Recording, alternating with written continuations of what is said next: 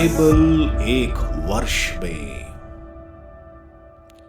नमस्कार, आप सबका बाइबल एक वर्ष में स्वागत है। आप सब ने जो कदम उठाया है प्रभु के वचन सुनने के लिए, यह हमारे जीवन के अंधेरों को दूर करेंगे और हमें प्रभु के प्रकाश में चलाएंगे। आज हम गणना ग्रंथ का 31, 32 और 33 अध्याय सुनेंगे और साथ में स्रोत ग्रंथ का 92 स्रोत सुनेंगे। प्रभु का वचन सुनने से पहले आइए हम ईश्वर से प्रार्थना करें।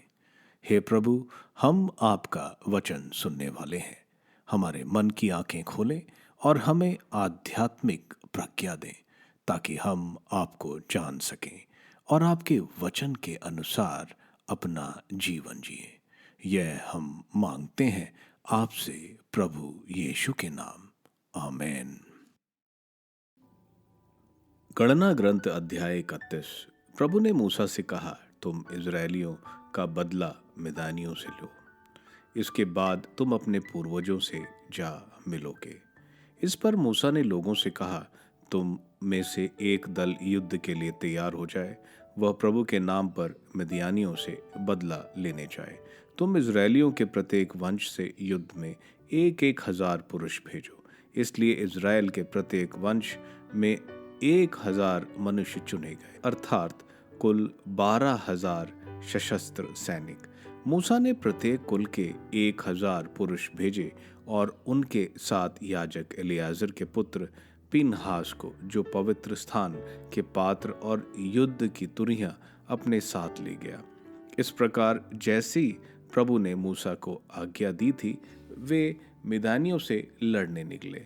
उन्होंने उनके सब पुरुषों को मार डाला। मारे हुए में मिद्यानियों के ये राजा थे, एवी, रेखेम, सूर, हूर और रेबा। उन्होंने बओर के पुत्र बिलाम को भी तलवार के घाट उतारा।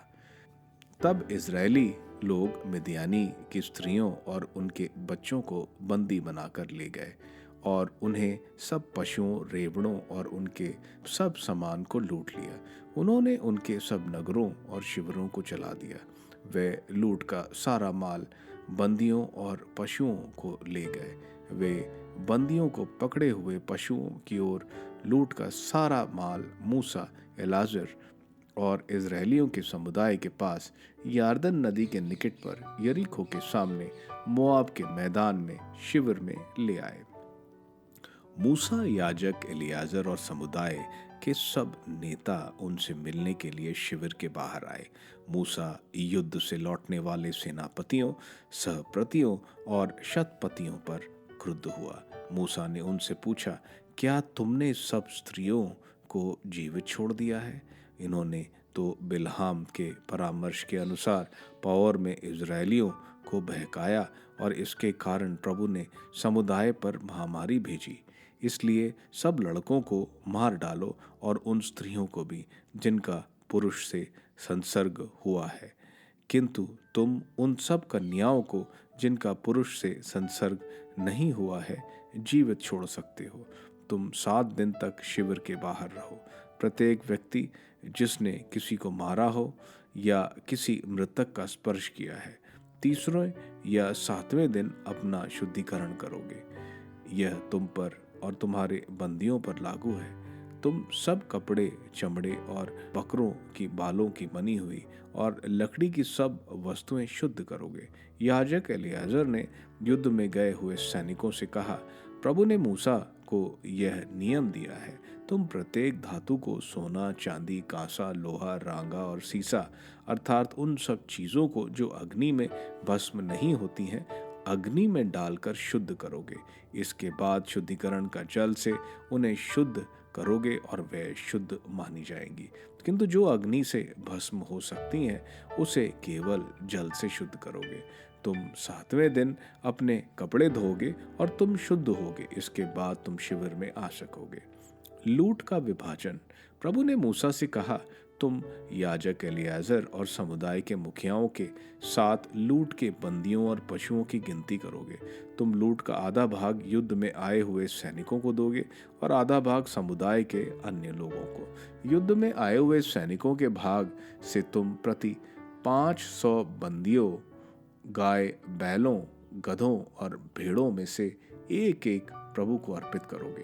तुम प्रभु के लिए यह चढ़ावा याजक एलियाजर को दोगे। इज़राइलियों के भाग से तुम प्रति 50 बंदियों, बैलों, गधों और भेड़ों अर्थात सब प्राणियों में से एक एक लोगे और उन्हें लेवियों को जो प्रभु के निवास में सेवा करते हैं दे दोगे। मूसा और याजक एलियाजर ने ठीक वैसा ही किया जैसा प्रभु ने मूसा को आदेश दिया था। सैनिकों ने जो वस्तुएं अपने लिए ली थीं, उनके अतिरिक्त लूट का विवरण इस प्रकार था: 6,75,000 भेड़ें, 72,000 गाय बैल, 61,000 गधे और कुल मिलाकर ऐसी 32,000 कन्याएं जिनका किसी पुरुष के साथ प्रसंग नहीं हुआ था। युद्ध में आए सैनिकों को लूट का जो आधा भाग मिला वह इस प्रकार था: 3,37,500 भेड़ें, इसमें से प्रभु के लिए चढ़ावा 675 भेड़ें, 36,000 गाय बैल, इनमें से प्रभु के लिए चढ़ावा 72 गाय बैल, 30,500 गधे, इनमें प्रभु के लिए चढ़ावा 61 गधे, 16,000 कन्याएं, इनमें से प्रभु के लिए चढ़ावा 32 कन्याएं। मूसा ने प्रभु के लिए यह चढ़ावा याजक एलियाजर को दिया जैसा कि प्रभु ने मूसा को आदेश दिया था। मूसा ने युद्ध में आए हुए सैनिकों के भाग से इज़राइलियों के समुदाय को मिलने वाला भाग अलग कर दिया। वह इस प्रकार था: 3,37,500 भेड़ें, 36,000 गाय बैल, 30,500 गधे और 16,000 कन्याएं। मूसा ने इज़राइलियों के भाग से प्रति 5 कन्याएं और पशुओं में से एक एक को अलग कर दिया और उन्हें लेवियों को दिया जो प्रभु के निवास में सेवा करते थे। सेनाध्यक्षों की भेंट। तब सेनापति, सहस्त्रपति और शतपति भी मूसा के पास आए। वे मूसा से कहने लगे, हम आपके सेवकों ने अपने अधीन सैनिकों की गणना की है और उनमें से एक भी खेत नहीं रहा। इसलिए प्रभु के सामने अपना प्रायश्चित कराने के लिए हम प्रभु को भेंट स्वरूप वह सोना चढ़ाते हैं जो हम में से प्रत्येक ने लिया है, अर्थात भुजबंद, कड़े, अंगूठियां, बालियां और हार। मूसा और याजक एलियाजर ने उनसे वे सोना के आभूषण स्वीकार किए। सहस्त्रपति और शतपति प्रभु की भेंट स्वरूप जो सोना ले आए उसका वजन 16,750 शेकल था। इसके अतिरिक्त सैनिकों ने अपने लिए लूट ली थी। मूसा और याजक एलियाजर ने सहस्त्रपति और शतपतियों से सोना स्वीकार किया और वह उसे दर्शन कक्ष ले आए जिससे वह इज़राइलियों के लिए स्मरण चिन्ह के रूप में प्रभु के सामने विद्यमान रहे। गणना ग्रंथ अध्याय 32। यार्दन के पूर्व तटीय भूभाग का संभाजन। रूबन और गाद के वंशजों के पास बहुत से पशु थे। उन्होंने याजेर और गिलियाद के भूभाग देखकर उन्हें पशुपालन के लिए उपयुक्त समझा।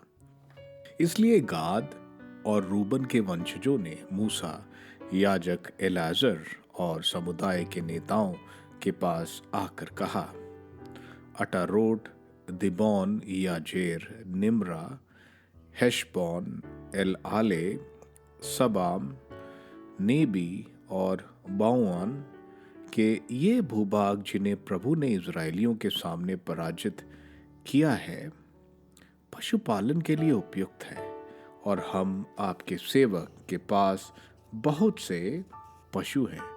फिर वह यह बोले, यदि हम आपके कृपा पात्र हैं तो यह देश आपके इन सेवकों को मिले, आप हमें यार्दन के उस पार ना ले जाएं। मूसा ने गाद और रूबन के वंशजों को उत्तर दिया, तुम्हारे भाई बंधु तो युद्ध करने जाएं और तुम यहाँ बैठे रहोगे? तुम इज़राइलियों को उस देश में जाने के लिए क्यों निरुत्साह करते हो जिससे प्रभु ने उन्हें दिया है? तुम्हारे पूर्वजों ने भी यही किया था जब मैंने उन्हें उस देश का भेद लेने के लिए कादेश बर्नाओ से वहां भेजा था। वे एशकॉल घाटी तक गए थे और उन्होंने देश का निरीक्षण भी किया था, किंतु उसके बाद उन्होंने इज़राइलियों को इतना निरुत्साह कर दिया था कि वह प्रभु के दिए उस देश में जाने से इनकार करने लगे।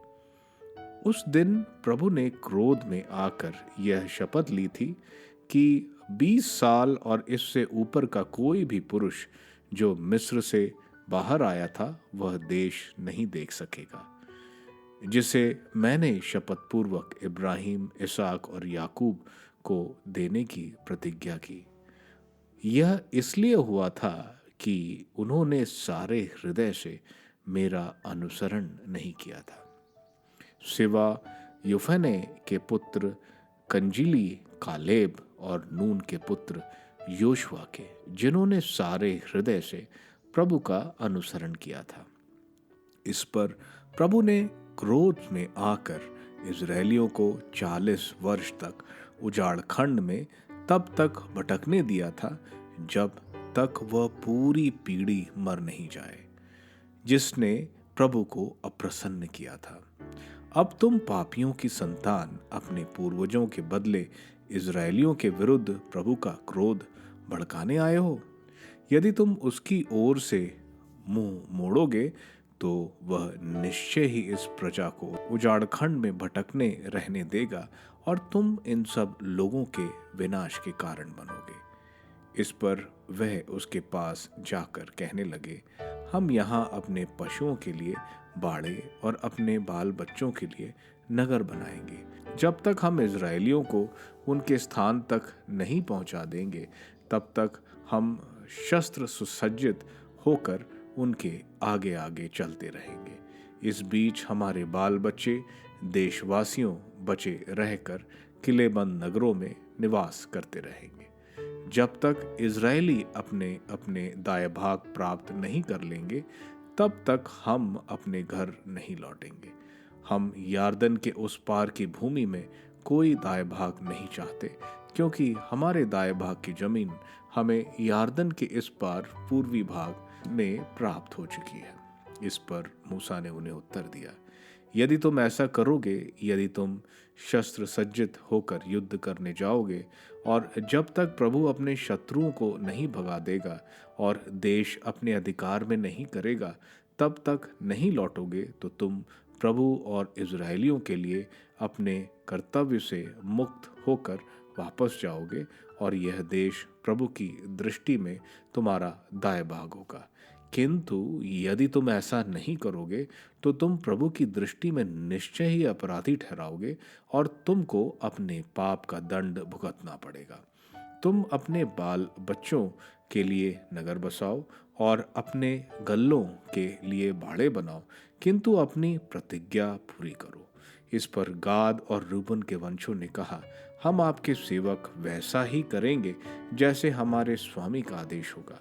हमारे बच्चे, हमारी पत्नियां, हमारे गल्ले और सब पशु यहाँ गिलियाद के नगरों में रहेंगे, परंतु हम आपके सब सेवक शस्त्र सज्जित होकर प्रभु के सामने युद्ध करने के लिए यार्दन पार करेंगे, जैसा कि हमारे स्वामी का आदेश है। इस पर मूसा ने याजक एलियाजर, नून के पुत्र योशुआ और इजरायली कुलों के घरानों के मुखियों को उनके विषय में आदेश दिया।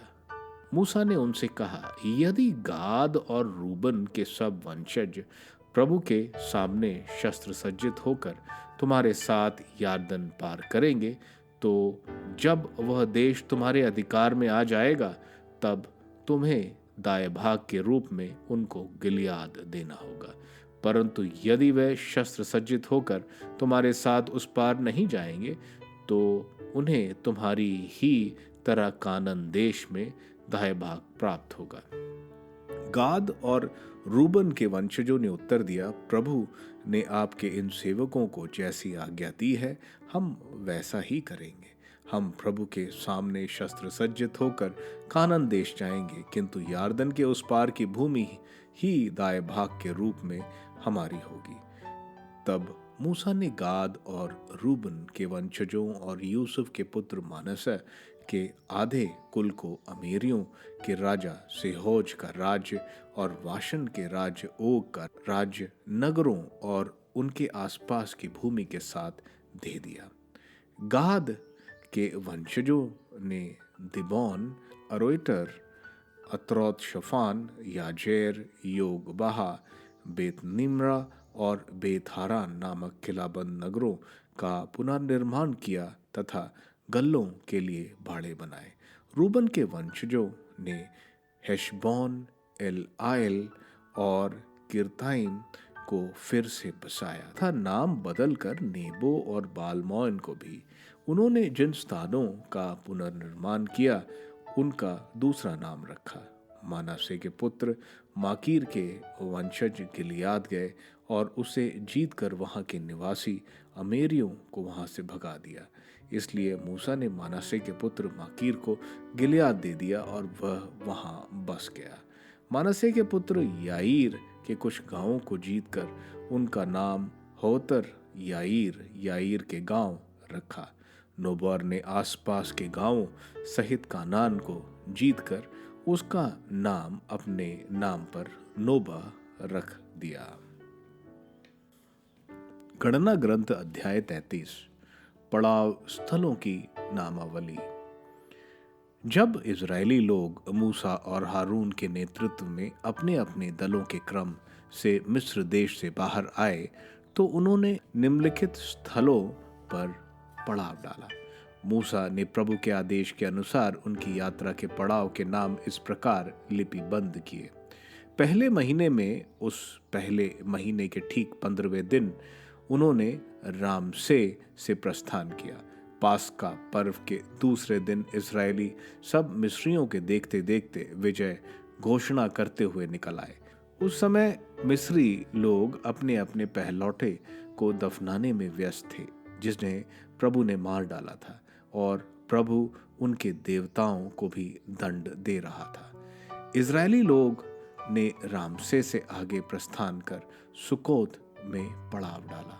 उन्होंने सुकोत से चलकर उजाड़ खंड की सीमा पर एताम में पड़ाव डाला। दे एताम से प्रस्थान कर पी हिरोरोत की ओर मुड़े जो बाल सफोन के पास है। वहां उन्होंने मिगदौल के सामने पड़ाव डाला।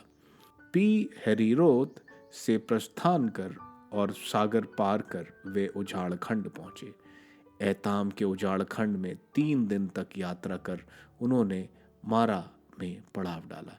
वे मारा से चलकर एलीम आए।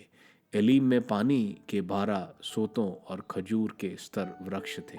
उन्होंने वहां पड़ाव डाला। उन्होंने एलीम से आगे बढ़कर लाल समुद्र के पास पड़ाव डाला। लाल समुद्र से आगे बढ़कर सीन नामक उजाड़ खंड में पड़ाव डाला। सीन के उजाड़ खंड से आगे चलकर दोफका में पड़ाव डाला। दोफका से चलकर आलूश में पड़ाव डाला। आलूश से चलकर रफीदीम में पड़ाव डाला। वहां लोगों को पीने का पानी नहीं मिला। रफीदीम से प्रस्थान कर उन्होंने सिनाई के उजाड़ खंड में पड़ाव डाला। सिनाई के उजाड़ खंड से आगे चलकर किब्रोत हतावा में पड़ाव डाला। किब्रोत हतावा से निकलकर हेसरोत में पड़ाव डाला। हेसरोत से चलकर रितमा में पड़ाव डाला। रितमा से चलकर रिमोन परेस में पड़ाव डाला। रिमोन परेस से चलकर लिबाना में पड़ाव डाला। लिबाना से चलकर रिस्सा में पड़ाव डाला। रिस्सा से चलकर कहलाता में पड़ाव डाला। कहलाता से चलकर शेफेर पर्वत पर पड़ाव डाला। शेफेर पर्वत से चलकर हरादा में पड़ाव डाला। हरादा से चलकर मरकेलत में पड़ाव डाला। मरकेलौत से चलकर तहत में पड़ाव डाला। तहत से चलकर तेरा में पड़ाव डाला। तेरा से चलकर मितका में पड़ाव डाला। मितका से चलकर हशमोना में पड़ाव डाला। हशमोला से चलकर मोसेरोत में पड़ाव डाला। मोसेरोत से चलकर बने याकान में पड़ाव डाला। बने याकान से चलकर होर गिदाद में पड़ाव डाला। होर गिदगाद से चलकर योता बाता में पड़ाव डाला। योत बाता से चलकर अब्रोना में पड़ाव डाला। अब्रोना से चलकर एसियोन गबेर में पड़ाव डाला। एसियोर गबेर से चलकर सिन के उजाड़ खंड में अर्थात कादेश में पड़ाव डाला। उन्होंने कादेश से प्रस्थान कर होर पर्वत पर एदोम देश की सीमा पर पड़ाव डाला। प्रभु की आज्ञा पाकर याजक हारून होर पर्वत पर गया। इज़राइलियों के मिस्र देश के बाहर आने के 40वें वर्ष में 5वें महीने के पहले दिन वहां उसका देहांत हो गया। जब होर पर्वत पर हारून की मृत्यु हुई तब उसकी अवस्था 133 वर्ष की थी। इसके बाद कानान देश के नेगेब प्रांत के निवासी अराद के कनानी राजा को संदेश मिला कि इज़राइली आ रहे हैं। उन्होंने होर पर्वत से आगे प्रस्थान कर सलमोना में पड़ाव डाला, सलमोना से चलकर पुनौन में पड़ाव डाला, पुनौन से चलकर ओबात में पड़ाव डाला, ओबोत से चलकर मोआब देश में स्थित ये आबरीम में पड़ाव डाला, एयीम से चलकर दिबोन गाद में पड़ाव डाला, दिबोन गाद से चलकर अल्मोन दिबातीम में पड़ाव डाला, अल्मोन दिब्यातीम से चलकर नेबो के सामने अबीराम पर्वत श्रेणी के पास पड़ाव डाला, अबीरीम पर्वत श्रेणी से प्रस्थान कर यार्दन तट पर यरीको के पास मोआब के मैदान में पड़ाव डाला। वे यार्दन तट पर मोआब के मैदान में बेत शिमोत से आबे शिटीम तक पड़ाव डाले पड़े थे। कानान देश के विभाजन संबंधी आदेश।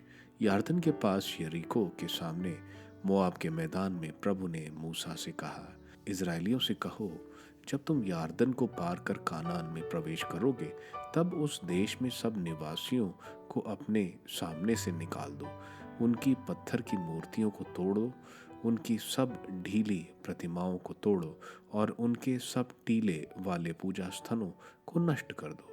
फिर उस देश को अपने अधिकार में लो और वहां बस जाओ, क्योंकि मैंने वह देश तुम्हारे अधिकार में दे दिया है। तुम चिट्ठी डालकर अपने अपने कुलों में दाएं भाग के रूप में भूमि बांट दो। बड़े कुल का बड़ा भाग और छोटे कुल का छोटा भाग दो। जिसकी चिट्ठी जिस स्थान के लिए निकले वह उसी को मिले। तुम अपने पूर्वजों के कुलों के अनुसार भूमि बांट दो, किंतु यदि तुम उस देश के निवासियों को नहीं निकाल दोगे तो फिर तुम जिन्हें वहां रहने दोगे और वे तुम्हारी आंखों में किरकारी और तुम्हारी पसलियों में कांटों जैसे बनेंगे, और तुम जिस देश में रहोगे उसमें तुम्हें कष्ट पहुंचाते रहेंगे। तब मैं उनके साथ जैसा करना चाहता था वैसा ही तुम्हारे साथ करूंगा। स्रोत ग्रंथ स्रोत 92। धर्मियों का सौभाग्य, दुष्टों की अंतगति। प्रभु का गुणगान करना कितना अच्छा है। सर्वोच्च ईश्वर, तेरे नाम का भजन गाना, तंबूरा और वीणा बजाते हुए, सितार के मधुर संगीत के साथ, प्रातः तेरे प्रेम का और रात को तेरी सत्य प्रतिज्ञता का बखान करना कितना अच्छा है। प्रभु तेरे कार्य मुझे आनंदित करते हैं। तेरी सृष्टि देखकर मैं उल्लासित होकर कहता हूँ, प्रभु तेरे कार्य कितने महान हैं, तेरी योजनाएं कितनी गुण है। अविवेकी मनुष्य ये नहीं जानता, मूर्ख ये नहीं समझता। विधर्मी भले ही घास की तरह बढ़ते हों, सब दुष्ट भले ही फलते फूलते हों, किंतु वे सदा सर्वदा के लिए नष्ट किए जाएंगे। जबकि तू प्रभु सदा सर्वदा स्वर्ग में विराजमान रहता है। प्रभु निश्चय ही तेरे शत्रुओं का विनाश होगा और सब कुकर्मी तितर बितर हो जाएंगे। तूने मुझे जंगली भैंसे जैसा बल प्रदान किया है। मैं उत्तम तेल से नहाता हूँ। मेरी आँख ने अपने शत्रुओं की पराजय देखी है। मेरे कान ने अपने दुष्ट बैरियों के पतन के विषय में सुना है। धर्मी खजूर की तरह फलता फूलता और लेबनोन के देवदार की तरह बढ़ता है। वह प्रभु के मंदिर में रोपे गए हैं। वह हमारे ईश्वर के प्रांगण में फलते फूलते हैं। वह लंबी आयु में भी फलदार हैं। वह रसदार और हरे भरे रहते हैं, जिससे वे प्रभु का न्याय घोषित करें। प्रभु मेरी चट्टान है, उसमें कोई अन्याय नहीं। गणना ग्रंथ के अध्याय 31 में हम देखते हैं ईश्वर मिदियन वासियों से बदला लेने को कहते हैं। पीछे हमने देखा था कैसे बालक ने मिदियन वासियों को, इजरायलियों को उनकी स्त्रियों के साथ व्यभिचार और मूर्ति पूजा से बड़ी चतुराई से फंसाते हैं। इस पाप के कारण इज़राइल में महामारी फैली थी जिसमें 24,000 लोग मारे गए थे। ईश्वर का कोप उन सब पर होता है जो उनके बच्चों को पाप में ढकेलते हैं। यही बात हम देखते हैं संत मती के अध्याय 18 वचन 6 में। प्रभु कह रहे हैं, जो भी इन बच्चों के पाप के कारण बनता है उसके लिए अच्छा यही होता उसके गले में चक्की की बाट बांधा जाता और उसे समुद्र में डुबा दिया जाता। इससे पहले हमने देखा कि ईश्वर ने मूसा को बताया था कि उसकी मौत होने वाली है। उसके बाद ईश्वर उसको इस कार्य को अंजाम देने को कह रहे हैं। यह हमें सिखाता है कि आखिरी दिन तक हमें दौड़ते रहना है, यानी अपने जीवन की लड़ाइयां लड़ते रहनी है। मिदियन के 5 कबीले राजा थे और एक बड़ी सेना। मूसा उनसे लड़ने के लिए हर इजरायली कुल से 1,000 पुरुष को, यानी 12,000 इजरायली मिदियन की विशाल सेना से लड़ते हैं। पिनहास जो हारून का पोता था, उरिम और तुमिम और चांदी की तुरही के साथ लड़ाई में जाता है। उरिम और तुमिम से उनको ईश्वर का मार्गदर्शन मिलता था। इस युद्ध में मिदियन वासी बुरी तरह पराजित होते हैं। सारे पुरुष मारे जाते हैं और स्त्रियां और बच्चे और बहुत लूट का सामान लिया जाता है। इस युद्ध में बालाम भी मारा जाता है।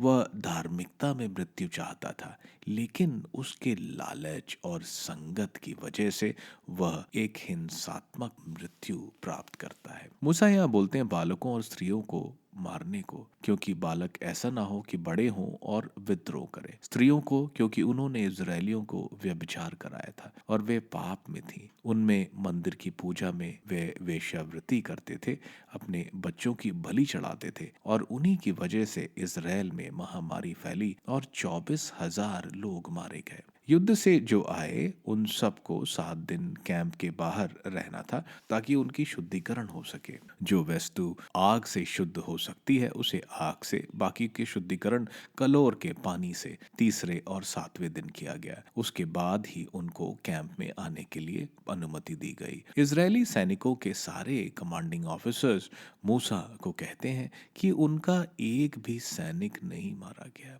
यानी इतनी बड़ी सेना से युद्ध और एक भी गुम या मारा नहीं गया।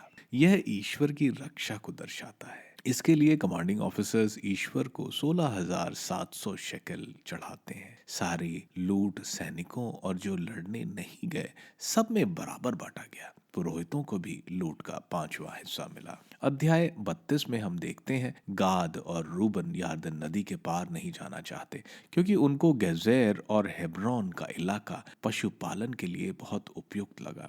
मूसा इस बात पर गुस्सा हो जाते हैं, क्योंकि 39 वर्ष पहले 10 जासूसों ने कदेश बार्निया में पूरे इजरायलियों का उत्साह तोड़ दिया था, जिसकी वजह से उन्होंने ईश्वर के विरुद्ध विद्रोह किया था और डर के मारे आक्रमण नहीं किया, जबकि ईश्वर ने उनको बताया था कि वह भूमि प्रभु ने उनको दे दी है। अब गाद और रूबन के कुल भी यहाँ वही कर रहे हैं। ये वे बाकी 10 कुलों का मनोबल यार्दन के उस पार जाने में तोड़ रहे हैं। इस पर गाद और रूबन ने मूसा को बोला कि वे 10 कुलों के साथ जाएंगे और जब तक यार्दन नदी के उस पार बाकी 10 कुल नहीं बस जाते तब तक रूबन और गाद के सैनिक उनके साथ लड़ते रहेंगे। मूसा ने यह प्रस्ताव मान लिया और ओग के राजा और सिहोन के राजा से जीते हुए इलाके गाद, रूबन और मानसे के आधे कुल को दे दिए। इलाका बड़ा होने की वजह से मानसे के आधे कुल को भी वहां बसाया गया। अध्याय 33 इजराइल की मिस्र से कानान की यात्रा को संक्षिप्त या रिकैप में बताया जाता है।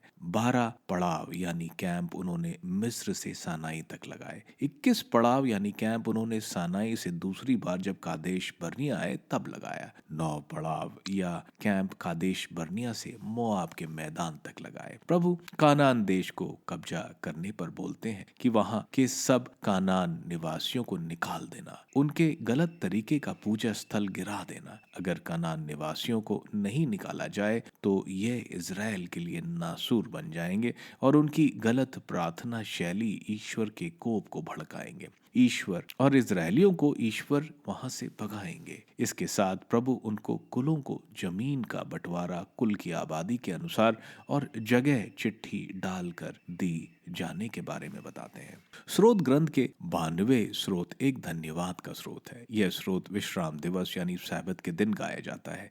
यह स्रोत ईश्वर की प्रशंसा करता है, उनकी दया और सत्य प्रतिज्ञता के लिए और उनके महान कार्य देखकर। दुष्ट के साथ ऐसा नहीं होता है। वे भले ही फलते फूलते हैं, लेकिन उनका हमेशा विनाश होता है। लेकिन नीतिमान मनुष्य हमेशा प्रभु की उपस्थिति में रहता है और हमेशा फलता फूलता है। आप सबको धन्यवाद ईश्वर के वचन सुनने के लिए। मैं आपसे विनती करता हूं कि आप बाइबल एक वर्ष में को दूसरों के साथ शेयर करें, क्योंकि प्रभु का वचन स्वयं प्रभु यीशु है। प्रभु को दूसरों को देने वालों को प्रभु की आशीष जरूर मिलेगी। मैं आप सबका बड़ी बेसब्री से कल इंतजार करूंगा। धन्यवाद।